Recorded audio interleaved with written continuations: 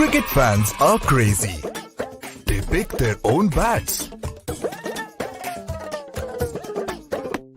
Sometimes to play imaginary cover drives. Sometimes to decide the batting order.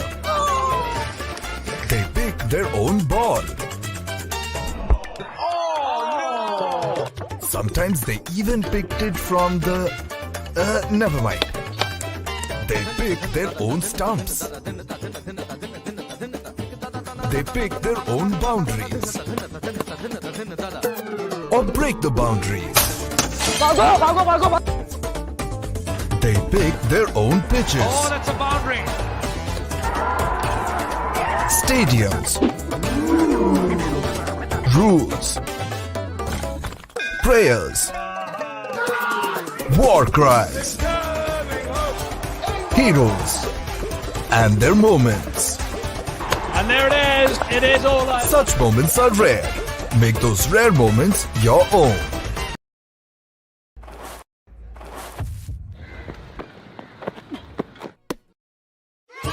Cricket fans are crazy. They pick their own bats. Sometimes to play imaginary cover drives. Sometimes to decide the batting order.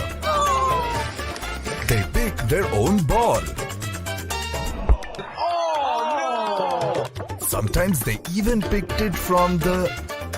never mind. They pick their own stumps. They pick their own boundaries. Or break the boundaries. They pick their own pitches. Oh, that's a boundary. Stadiums. Rules. Prayers. War cries. Heroes. And their moments. And there it is. It is all out. Such moments are rare. Make those rare moments your own.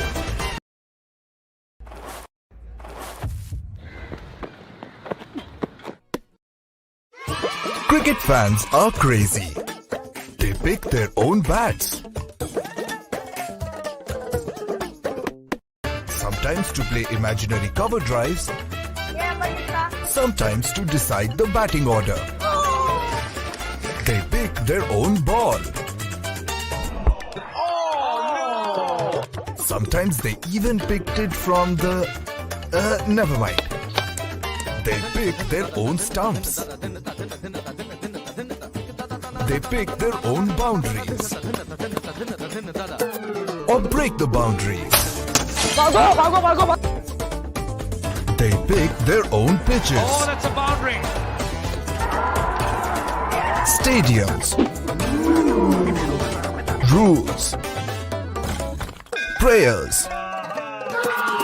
War cries. Heroes. And their moments. And there it is. It is all out. Such moments are rare. Make those rare moments your own.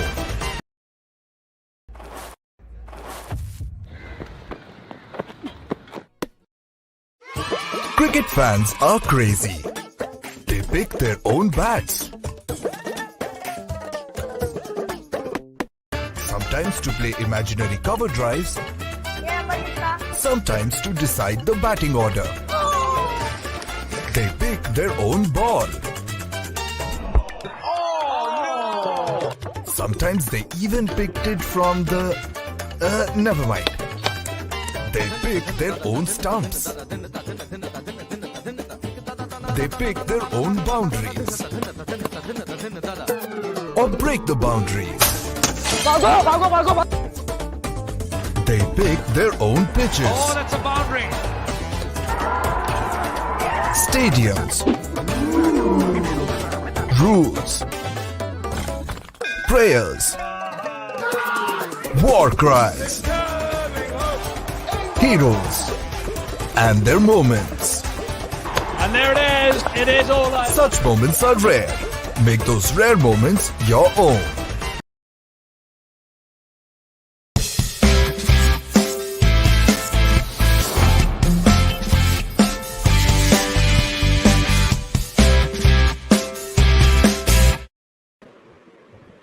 Hello, everyone, and welcome to episode 4 of the Rario Cricket Show.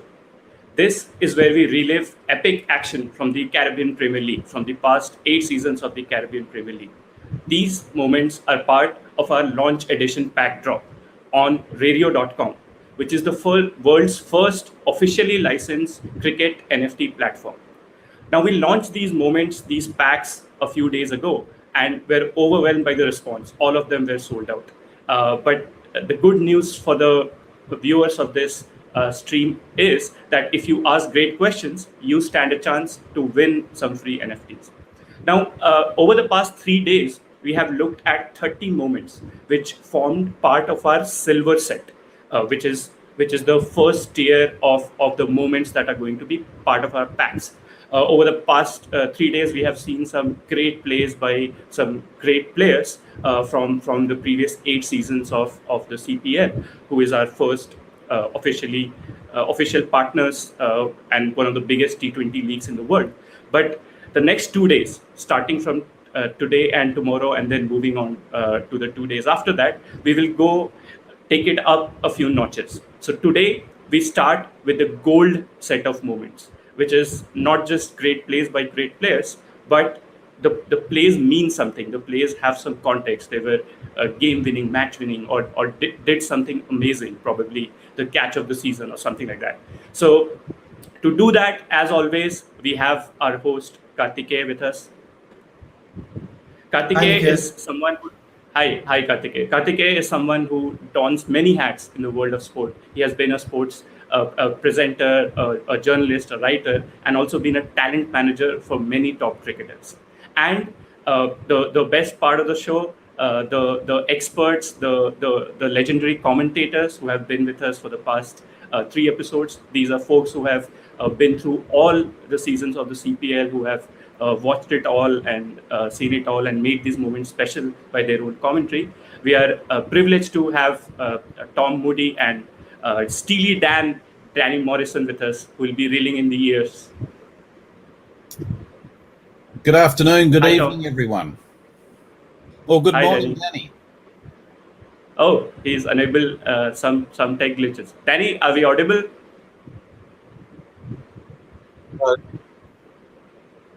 Gentlemen, can you hear me? Yes, we can. Yes, we Steely can. Dan. Oh. Holy schmoly, let's get sorted here. God, it's hot in this room. The AC's not working either. Moods, are you coming, Moods? God's sake. AC's fine here, but you don't need it. No, great. London, I love you. Right, great. So we have an exciting set of 5 moments lined up for you. The gold, the first set of the gold moments, and in the next 45 minutes, here's a sneak peek of what we will uncover. So we have some epic plays, some most memorable plays from across 8 seasons of CPL, right from the legends Andre Russell, Chris Gale, to some epic catch by Chris Jordan, and we have a couple of more moments by Darren Bravo and by Kyron Pollard. So all of them big names, big moments, game turning, match turning. And over to you, Karthikeya, to uncover all of that and reveal the backstory and what makes these moments really special. Cheers, Nikhil. Thank you so much. Danny, I don't know if you heard, but today we're taking things up a notch. We're moving into the gold moments of the Rario collection packs. So let's jump right into it. We have 5 moments today to really get into. So let's go with the first already.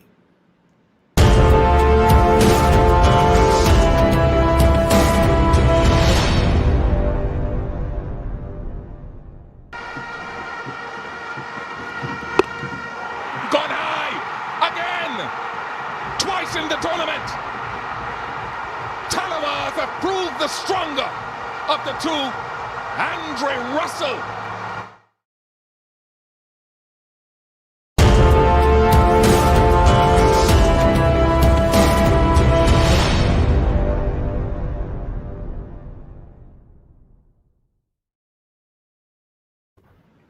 Andre Russell indeed. Gentlemen, let's just give a little background to what Dre Russ actually did. So modest total that the Talawars were chasing, Dre Russ had to get 10 runs off the last 2 balls. He hits a 4 and then he hits a 6. Tom Moody, Is this not one of the best performances you probably would have seen in the CPL?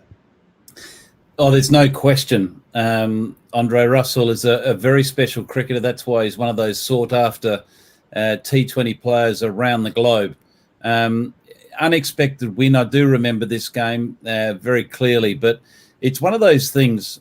Whenever Andre Russell's at the crease, the game's not finished. I've had first-hand experience with that in the IPL, with Andre Russell rescuing KKR from a pretty much staring down defeat, obvious defeat in Kolkata one year. And Andre Russell, regardless of what the runs per over required, seemed to be able to turn the tables in a blink of an eye. And that's virtually what he's done in this particular event in the Caribbean. Unexpected win, but until you see the back of Russell, there's no game that's finished. Absolutely. Danny Morrison, growing up, I remember the Chetan Sharma, Javed Miandad 6 off the last ball in Sharjah. I think it was 1986.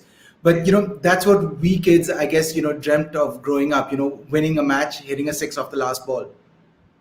Oh, for sure. And as Mood said, it ain't over until that fat lady's singing, and he certainly is that sort of guy, isn't he, old Superman? Feel a bit sorry, Kiwi, countryman, poor old Jimmy Neesham. Geez, he's been a bit through the ringer over the years. You think of either playing in a black shirt or in franchise outfits around the globe. Jimmy has been taken down quite regularly in these sort of scenarios. And, if you miss the length, again, we've shown it over the last few days, haven't we, in the episodes here on Rario Cricket. If you don't get it right, particularly against this guy, Russell just carves you to all parts. And Moods, on about that, I think it was about season 2018 or something at IPL recently enough, where he just did this so regularly and was in such a wonderful patch of form, and hence why he's in such big demand. So no surprise. I do remember watching this one. It was, and look how much it meant to me. Look, Chris Gale comes flying out. That's the fastest I've seen Chris Gale move for years. Danny, you mentioned, Jimmy Neesham getting carted sometimes around the park.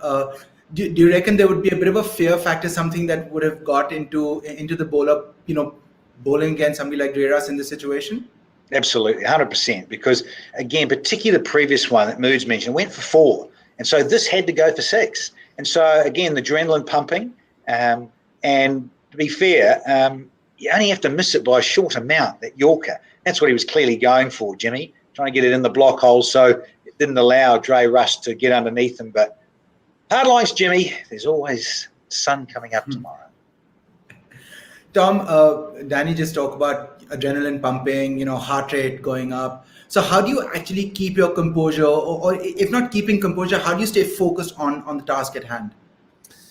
Well, a lot of it comes from experience. A lot of it comes from confidence. Andre Russell's got both of those things. When you're faced those challenging situations, you require that experience, confidence, and self-belief that you can get the job done. And more often than not, you feel that you can get the job done because you've done the hard work in preparation, and you've also probably trod that path before. Andre Russell, it's not the first time that he's seen a remarkable game, or he's turned a game completely upside down in a remarkable situation.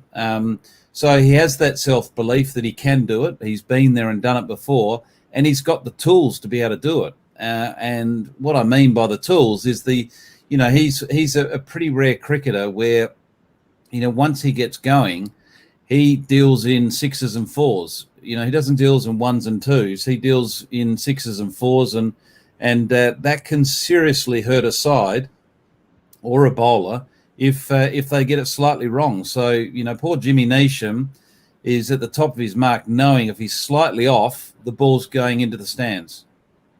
Absolutely. Yeah. I mean, truly, a golden moment indeed. We actually have a fan question, so we're just going to have Nikhil pop in and present that fan question to you, gents. Right. So, Tom, this is addressed to you.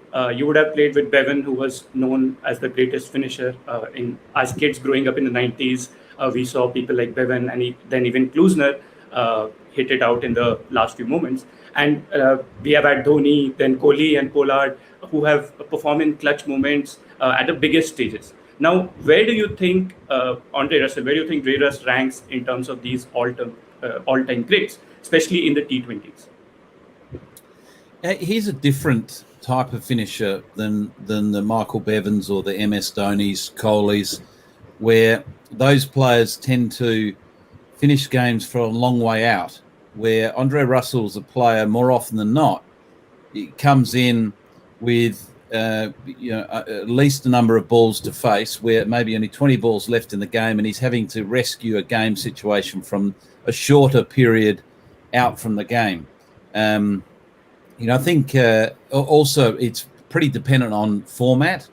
The likes of particularly Kohli, Michael Bevan, and MS Dhoni for that matter, are sort of recognised for brilliant finishing roles in 50-over cricket, where Russell's more specific to T20 cricket. So his finishing roles and successes have come based more around T20 cricket than 50-over cricket.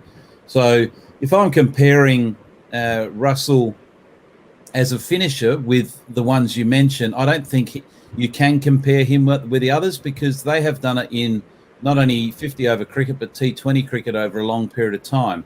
Russell is more sort of sits very much high on the table when it comes to the best power hitters the game's ever seen. I wouldn't sort of classify him as as one of the best finishers in the game as we talk about the others. Right. So finishing is a byproduct of that power hitting. Yeah. Look, absolutely. And I think it's more to do with the specific format of the game, where Russell has had phenomenal impact. His career has very much been focused towards T20 cricket. He's a T20 specialist, even though that he has played Test cricket and 50-over cricket, but you don't see him playing those formats that often. Right. Danny, your thoughts on that? Cut and paste Tom Moody. Absolutely. Well, it's all been said, but beautifully said too. And I totally agree. Okay. Kisses. Okay. Thanks for that. We'll move on to the next moment now. Yeah.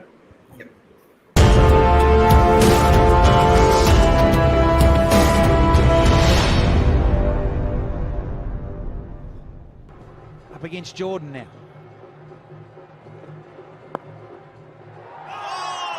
Just brilliant. I tell you what, isn't this guy special? What an athlete.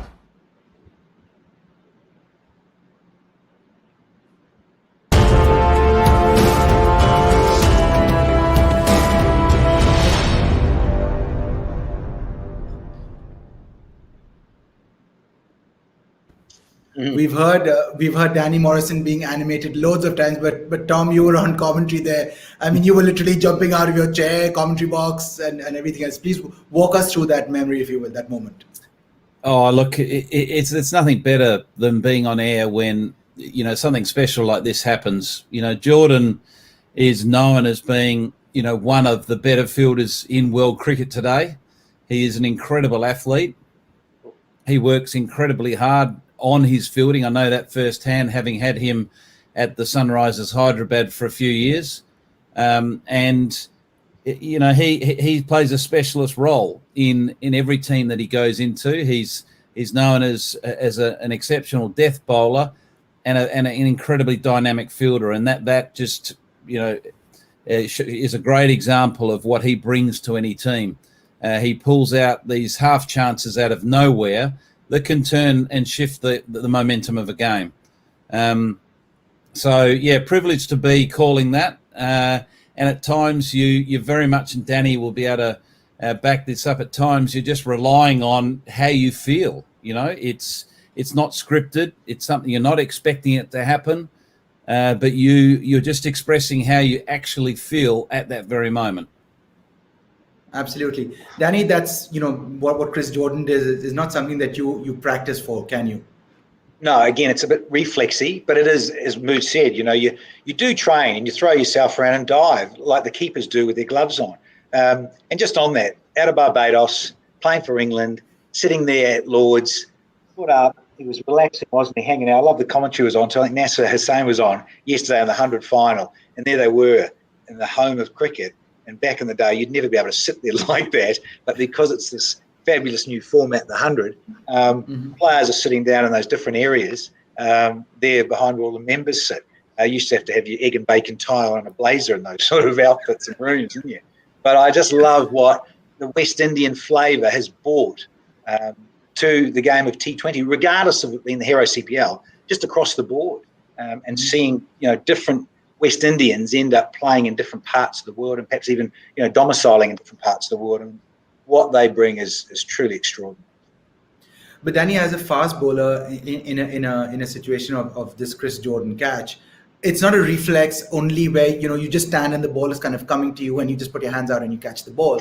Here he actually had to move a few paces to his left and dive and literally pluck it out of as it was dipping. This is really a special moment, is it not? Absolutely, in terms of changing the state of the game and where the contest is going. That's why, as Mood said, he knows his role, he's hugely experienced. And again, with Moods having his coaching hat on and having experienced Jordan at the Sunrisers, you pick guys for their roles and specific times when they can come on. But this guy's very unique as well, that he can go up front, he can be in the middle, you obviously save him for the death, but a captain can know that he's got this guy in his team and goes to him, and I need to take a wicket, I need to break this partnership, and something special like this happens. And again, you train for it, you have reflex, but as we've all been saying, you get these guys in the game who can do that. Different from perhaps a big lumbering guy, maybe a Shannon Gabriel, perhaps not so, to be able to do that. But Mr. Jordan, hats off, sir. Indeed. Tom, a bowler like Chris Jordan, who's not express and he's not obviously slow, would he be a kind of a bowler who would actually practice cotton balls, changes of pace, changes of angle to a left-handed batsman? Yeah, he'd be practicing everything, whether it be different angles he's delivering the ball, all the various different slower balls. The different lengths. Players are relentless when it comes to that specific training, because they need to call upon it. They can't be predictable out in the middle, and they need to have the confidence, and they'd need to train that confidence in their game, so when they're under pressure they feel comfortable running in and providing that variety. When it comes to his catching, absolutely, he'd be, there's various drills you can do with bowlers practicing their follow-through caught and bowls. Quite often it's just done with a tennis ball and tennis racket, where the bowlers will be running in, bowling out in the middle in a match scenario, and you'd be standing just off the pitch in front of where the batsman would be, and hitting a tennis ball back at them as they're in their follow-through. So they're practicing those reflexes around getting catches that are coming back pretty quickly and at different angles. Wow, that would be really interesting, for a layman like myself to actually see that drill. But excellent. We'll move on to the next moment now.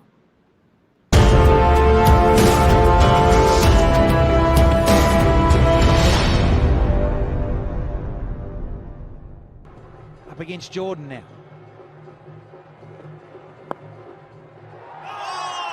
Just brilliant. I tell you what.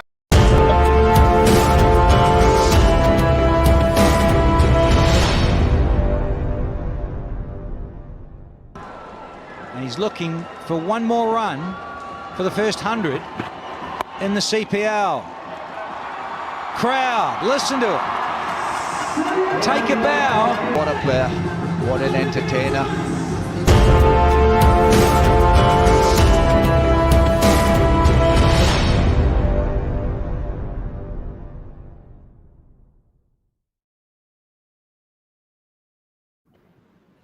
the first ever century of the Hero CPL.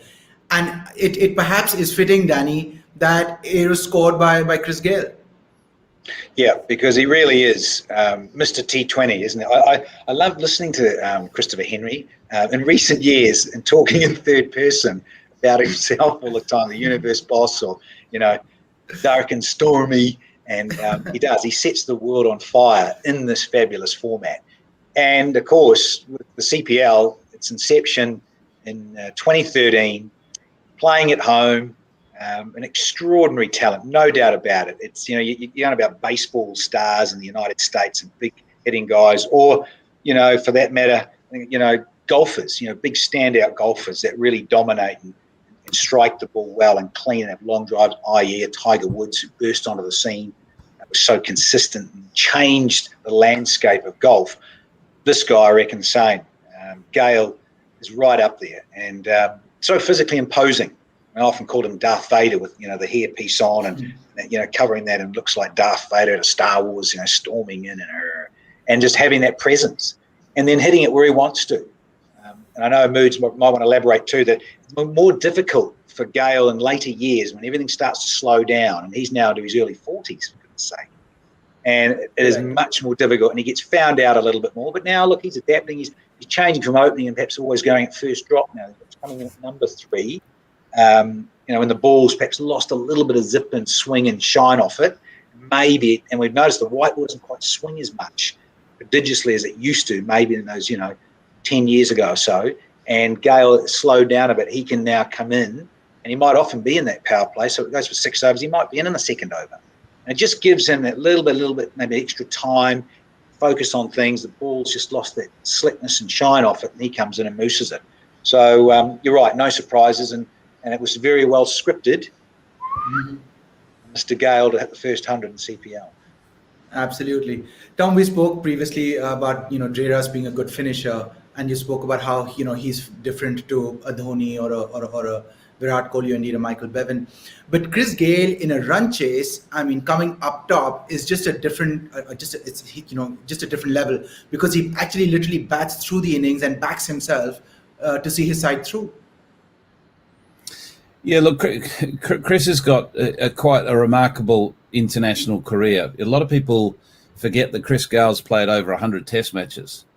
They most people sort of align Chris Gayle as this T20, superstar. But Chris Gayle's had 2 lives in the game. He's had one life as an international Test cricketer that's played over 100 Test matches and done that exceptionally well with a triple century in amongst that, which I was privileged enough to witness against Sri Lanka down in Galle. He's had a second wind, if I can put it that way, where he has been by far nearly Bradman-esque with his T20 exploits. His T20 numbers are just remarkable. The amount of that was the first in the CPL that we witnessed, but his numbers overall in T20 cricket are just gobsmacking. It's hard to get your head around the volume of runs, the number of hundreds he's got in T20 cricket, and the strike rate that he does it. So once he gets in, he does see, more often than not, he sees the game to the very end. But the advantage of power play and Chris Gayle is that you just, once he gets going, you can't restrict him. And once he's in, there's no ground in the world that's big enough because of his extraordinary power. Correct. And, yes, Danny, Carters, where were you, Carters, when Gayle hit that 175? I think he was at Chinnaswamy. He was at Bangalore when he was playing there, wasn't he? So he was playing for Bangalore. I remember sitting back in a bathtub in Chennai, loving it and watching it. Moods and I are very spoiled there because, it's IPL, great hotels. And I've got the thing, and I'm sitting back there, supping away, bath, going, I could sit here all afternoon, and did, because he just kept batting it everywhere and got 175. Quite obscene. I remember that innings, absolutely. We actually have another fan question, so I think Nikhil's going to pop in with that. Nikhil, if you will, please. Yeah, hey, and Danny, a trivia question for you. The first century in IPL, all of us remember that first match. Mr. McCullum, Yep. 158, wasn't it? Right. Yeah. Those are always memorable. Right. So, a question for you, Tom. Gale struggled through that season of IPL, and with just 196 runs in 9 games. But he shrugged that off real quick, turned that around. Question to you is: in just 2-3 months, I think there's a gap between IPL and CPL. How do great players do this? How do they turn things around so quickly? Well, there's a backlog of of hard work. There's a backlog of positive memories and a method that they have used for many, many years.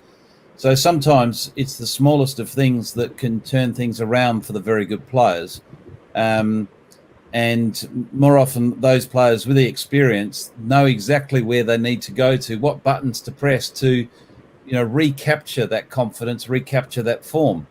And that's the challenge for a lot of young players, is finding that immediate fix to get back on track from a point of view of their form and their performances. And that's the difference between the very good and the rest, really. The very good have found a method to play. When they lose track of that method, they've found a simple way to recapture that method and get back on track.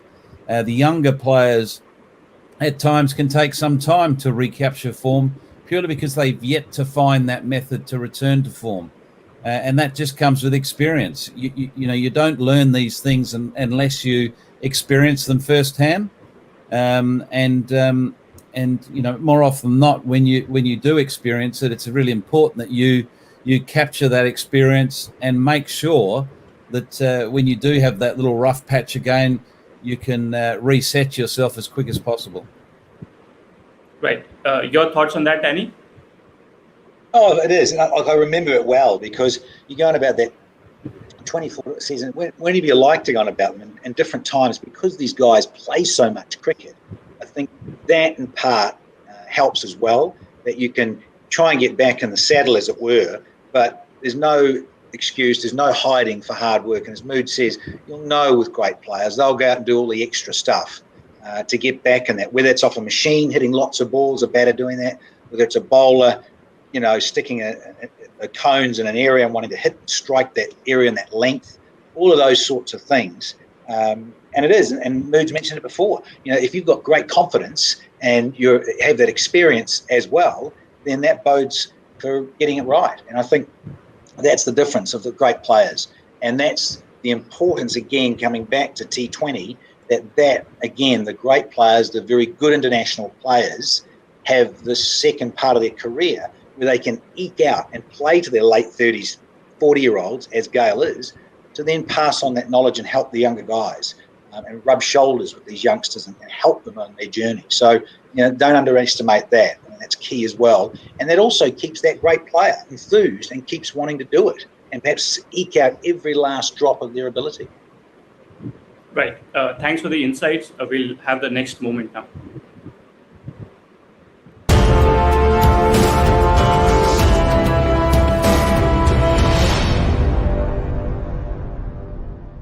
On both sides, on and off. Oh, that's 6 more. This is extraordinary. What an over. It has gone for 32. It is hero, hero, hero, hero, hero.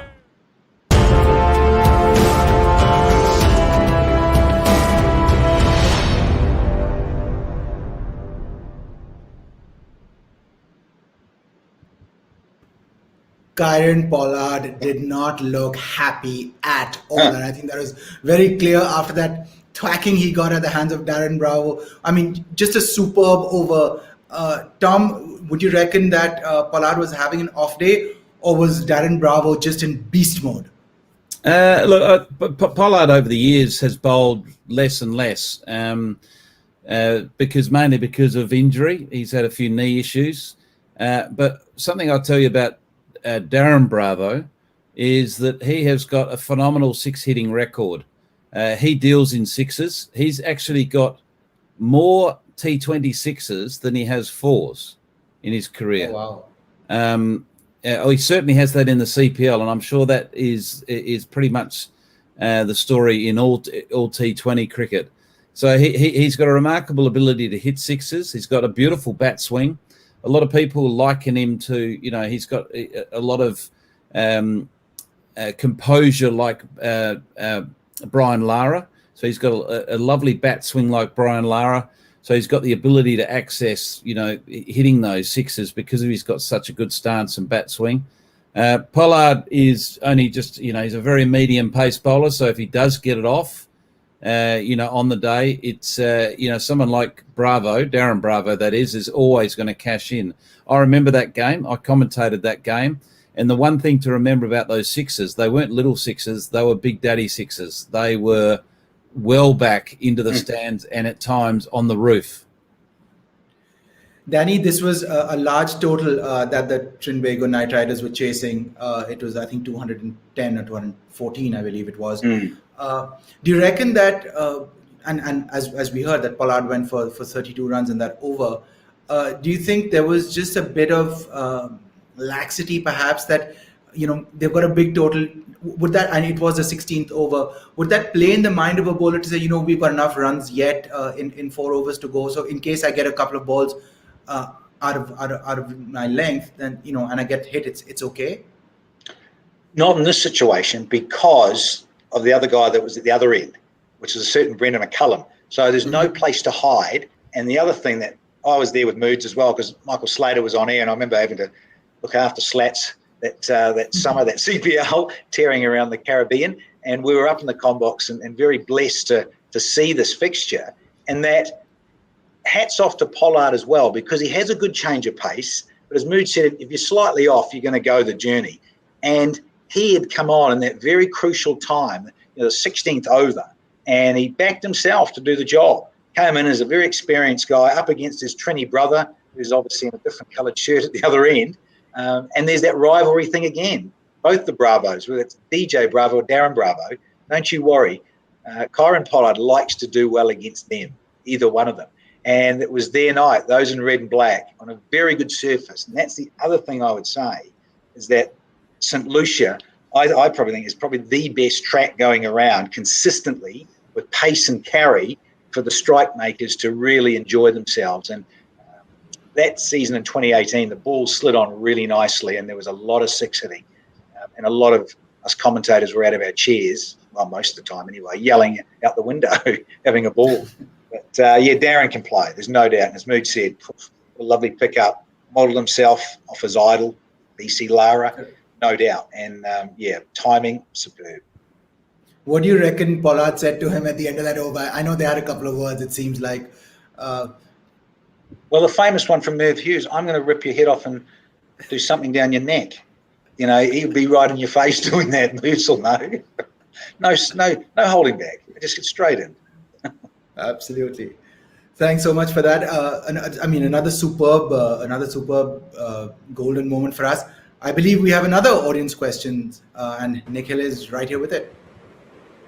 Right. So before I head into the question, everyone who is joining us right now, please make sure you have more questions come in. The best questions win free NFTs. So make your questions count. Now, the question for you, Tom, is the onslaughts like this, where there are 5 sixes in over 4 consecutive ones, probably 5 consecutive ones later on, as we'll see.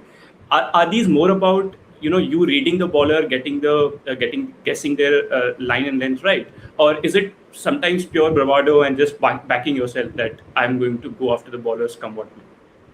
I think it's one of those moments where the stars align. When you're in that sort of when you're on that type of roll, you have that momentum. From a batting perspective, you've got good conditions to bat, where you've got a surface where the ball is coming on nicely. It's very hard to hit multiple boundaries on a poor slow wicket or a low wicket. So if you've got a good surface, number one. 2, if the matchup is there's a certain bowler that you have a good rhythm against, and you back yourself to hit them for sixes. That needs to be there, and you need to be composed during those multiple balls. You can't sort of go harder and even harder at the ball as you're hitting 6 after 6. Otherwise, you're losing what is commonly known as losing your shape, where your head comes off the ball and you're not getting the timing that you would normally get. So it's keeping a consistent process with your ball striking and not getting too carried away, and hitting your areas. Making sure that where you're looking to hit the sixes are your areas of strength, and that might be straight down the ground or it might be over mid-wicket, wherever that may be. You're sticking to that. And you've got to also consider the bowler's under enormous pressure, so you've got him under the pump. And more often than not, when bowlers are under the pressure like that, they tend to find it difficult to hit those right areas they need to do to try to close the over and defend the over effectively. Right. Danny, is that true? Is that how bowlers feel? It is. Well, you only had to look at Jimmy Neesham, and that where he's bowling to Andre Russell, and he had to get a Yorker in, didn't he? Or two of them. One went for 4 and the last one went for 6 against Jimmy Neesham. So it is. It's about the pressure and who copes well with it. I.e., then you look at a Lasith Malinga. You get it right and you get the Yorker so sweet that it's very difficult to get underneath, to get the leverage to whistle the ball out of the park. So that's why those star quality bowlers, they stand out, because they're that good and they do finish. Or if they've been pumped a little bit in the over, they can finish out the over and come back because they're good. And you've got to back your skills. But Mood is right. In the situation, surfaces your way, everything's going nicely for you, and you're in the groove. You're in a good patch of form. Weigh all those things up. Difficult for bowlers to stop that sort of momentum. Right. Thanks for that. Why don't we move on to the next moment, which is the final moment of the day.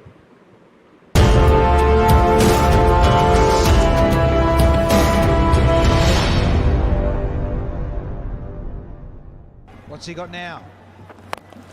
He wants to go big.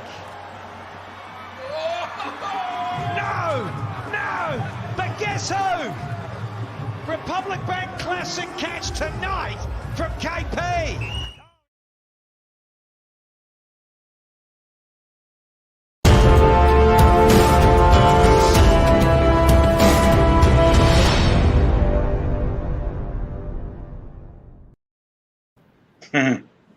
Danny, Hafiz wanted to go big. He went big, and along came Polly. I look at the replay where he takes it, and it just reminds me of you going like you might as well be yelling at LeBron James. These basketballers getting that high in the air to take this one-handed. And as we've discussed previously here on Rario Cricket, your best fielders, long on, long off. He's out there. Get it over me. I'm 6'4" or 5. And he's got these skills to call on. That's why Pollard has played a lot of cricket for the Mumbai Indians as well. Played pretty much all of his cricket in India with them in the blue shirt. Here with his home setup, loving it. Yeah, it was a big night, good night, and very tempting, of course, where we are right now at Warner, because it's not a very big boundary straight. Clearly didn't get all of it, and he probably thought it was 6. But I'm sorry, you're out of here. Indeed. Tom, catches like this, they really do lift the momentum of a side and the energy of a side, don't they? Well, they do, because there's such a significant difference between that going for 6 and the batsman getting out when it comes to how the game looks. So they're massive moments in T20 cricket when you get the right fielder in the right position. They then do their thing and pull off something special, like Pollard has done with this example, where off the bat, the batsman's thinking it's 6, the dugout's thinking it's 6, and the only person that doesn't think it's 6 is Pollard, who's backing himself to jump up there with one hand, remain composed, balanced, right on the line, and take the wicket. So everyone's happy on the field except for the batsman. Absolutely. But Tom, in a scenario like this, obviously the bowler has to balance the two thoughts of actually catching the ball and then keeping sort of his balance and staying within the playing area. So does either of them take precedence, or are they in a priority, or what's the fieldsman really thinking? Yeah, generally when you're fielding on those straight long boundaries, the first and most important thing is to understand your space, know exactly where the boundary is, and also understand, depending on how big the boundary is, where you need to be positioning yourself from the batsman, because the last thing you want to do is be too deep on the boundary and the batsmen are hitting twos at you. And the other opposite case of that is being too close in towards the batsman, and there is that sort of awkward gap between you and the boundary where you can get beaten with the ball being hit over your head. In the case in the Caribbean, more often than not, you need to be sitting pretty much on the boundary. You don't need to be walking in too far because the straight boundaries aren't that huge. So Pollard would absolutely understand where the boundary is. He hasn't come in too deep, so he has to just make the timing of his jump right and just regain his balance once he hits the ground again, which he does perfectly. And obviously excited by it, so he does a little jig at the end. Danny, we've seen, Polly through these last few days, batting, bowling, catching. I mean, he can literally have an entire Rario collection of his own, can't he? Yeah, and the other thing, he's another great player in this format. Doesn't play really much else, does he? He's played a little bit of one-day international, sure, but has dominated so much in T20. And what is he, about 30, 34 these days? And you look at it there, he's got if he can stay fit, and as Moods mentioned, he's in knee issues because he's such a big fellow. The challenge for Pollard now to eke out, every ounce of his ability to get to say, 37, 38, 39, can he last that long? I think a lot will be hoping so, because he's another one. He loves to impose in the dressing room, but also share knowledge, invite other players in to speak about things. He's another, but like your Darren Sammys and Chris Gales and these guys that have had such an influence in Caribbean T20 cricket. They want them to stay on as long as possible. Sure, you could argue, great, that's what you do for a living. You want to do it as long as you can. But the other more sort of socialist side of it is that it's just nice to be able to then give to the next generation and help your brothers that are coming through. And it's not all just about you. It's about the next guys and helping that next group that's a lot younger down to keep coming through, to keep this growth thing happening. Because at the end of the day, we're all fans, aren't we? We're all fans at some degree, and you want them to do well. And we want to see them as long as possible. So that's for sure. Great. We've had a lovely evening discussing these 5 golden moments from the Rario collection. I'm going to now pop back over to Nikhil, who's going to throw you guys some fan questions. Nicky! Right. So there's one question, and this is making your job easier. I won't put you in the spot tomorrow to remember all these 10 moments. But today, the 5 moments that you have seen, Tom, why don't you go first? Which one of these would you like to pick in your Rario pack? Oh, wow. Okay. Short-term Should memory. we take you through them? Yeah, okay.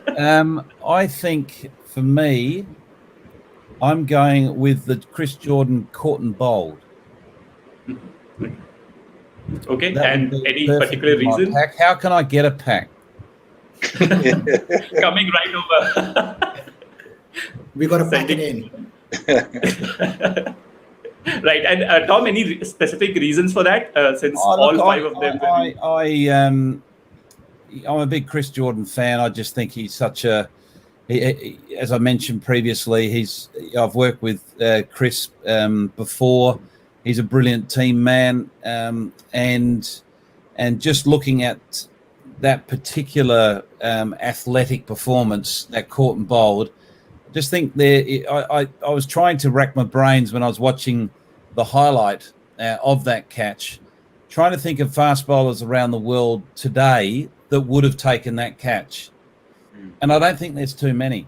I really don't. I struggle to come up with a bowler that would have got their hands on that catch in their follow through. Danny, I don't know whether you could think of any that would spring to mind. Probably one that might go close, who is also athletically brilliant, is Trent Bolt from New Zealand. But that's what makes it, to me, is quite unique, quite special, because I don't think there's too many other bowlers that would have got their hands on it.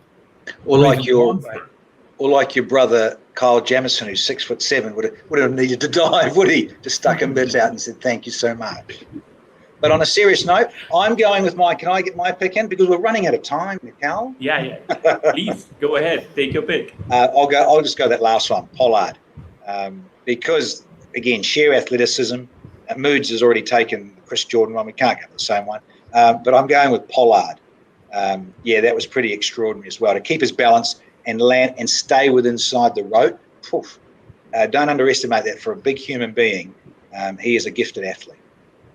Right. And to add to that, I was reading up on that match. To add to that, what makes that moment even more special is that their team had put on 216 for 4, and the batting team were somewhat cruising at 80, and then Hafiz comes in. He wanted to stabilize the middle order, and that's when Paulie picked up that catch. So it sort of had some effect on the momentum of the match, but it went into an eliminator, and unfortunately Pollard's team lost after that. Right. So thanks for that. Thanks, Tom. Thanks, Danny. That brings us to the end of these really epic, jaw-dropping 5 gold moments. I hope everyone who was watching, tuned in, really enjoyed those. And if you did, do not forget to tune in tomorrow. We have a slight change in time tomorrow. We start at 9 p.m. IST because of our just going to a cocktail party.